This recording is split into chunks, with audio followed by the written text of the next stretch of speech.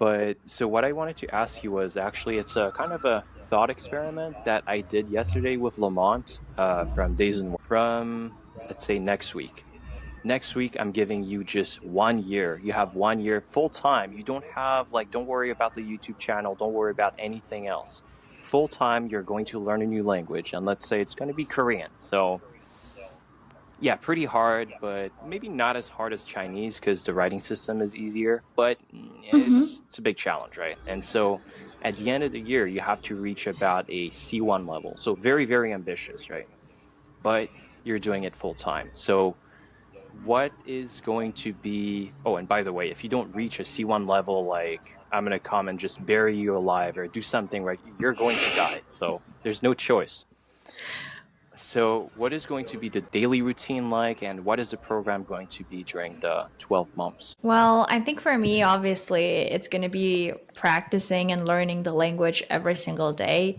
It's going to be pretty much what I'm doing right now, but more often and more intense. I'm definitely going to go to South Korea too to travel, maybe go to like a language program just to talk to native speakers and be there because it really motivates me to learn the language when I travel and when I get to talk to native speakers. So I'm definitely going to have classes with a native speaking teacher. I'm going to practice by myself. I mean, it's going to be like my full-time job.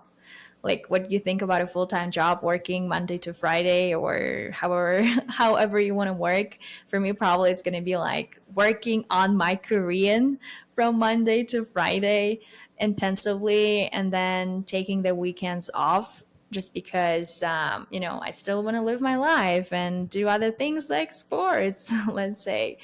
Obviously, as I said, travel to South Korea. I think for me, the way I approach like doing a language program, for example, in South Korea, let's say, is having this community because I know that I can learn a lot of things on my own. Like it's not like I'm gonna go there and be like, okay, they're gonna like make me advanced, right? Like it's all their responsibility.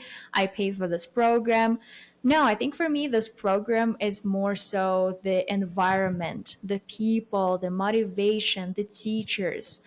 And so basically having more tools, more resources. Yeah, so pretty much this way, I think. But what about the part like in terms of learning grammar, in terms of using textbooks? What would you use, if any at all? I would just use one like grammar textbook. Yeah, just like start with one and then like go through all the rules while I'm learning vocabulary, watching YouTube videos on the topics that I like, speaking Korean in class, recording like little YouTube videos. Well, not YouTube videos, but just like videos for me, little videos on my phone to watch later and to track my progress. Yeah, pretty much it. Just like going with the flow. Like I know it's gonna happen one day if I dedicate a lot of hours each day. I don't need to stress about the fact that, okay, today I have to memorize this one rule. If I didn't, Right. no, there's this phrase, this concept of cognitive load. Like sometimes your brain is just not capable of truly understanding something yet. Like you need to learn more things about this topic, or maybe like you're a little bit too overwhelmed. Like if you're learning a new language very intensively, yeah, it's a very big cognitive load. And one day you're going to feel like you're not improving, you're tired, you're exhausted. So you need to take a break. Like taking breaks is necessary. And again, if I didn't have to work and all I could do is learn Korean, I would definitely become advanced in a year. I think it would become advanced even sooner than that. And how big of a role do you think just learning grammar, like as opposed to, say, just listening and reading, how big is just learning grammar and going through the textbooks? I think for me, grammar is important because it helps me combine thoughts together, combine words together in a correct way so that people understand me and I understand other people.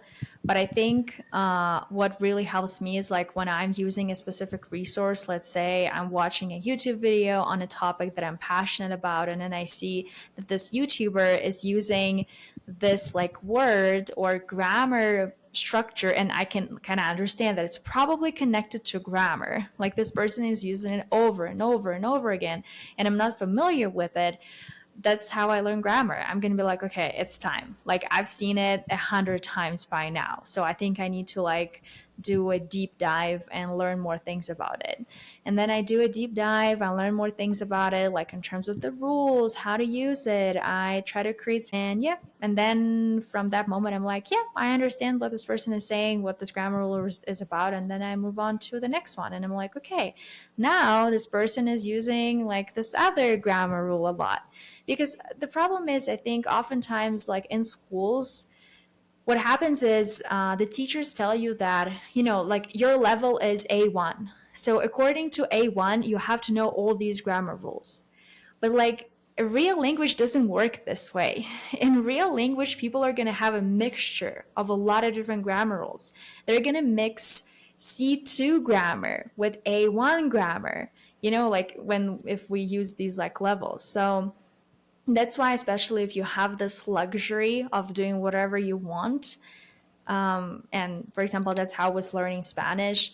I could, understand this like grammar rule that was a little bit more advanced, but I still struggle with a grammar rule that was a little bit simpler. Just because I heard native speakers on the internet or all around me use this grammar rule, and I was like, guys, you use it so much, but maybe like, let's say it's B2 grammar rule. In English, people use, for example, I would, conditionals, and stuff like that all the time. But, a lot of language learners think, oh no, it's advanced. It's too hard. I'm not ready for it. But, like, if you talk to a native speaker, they're probably going to use it. Like, there's a very high chance they're going to use conditionals. So that's important, I think.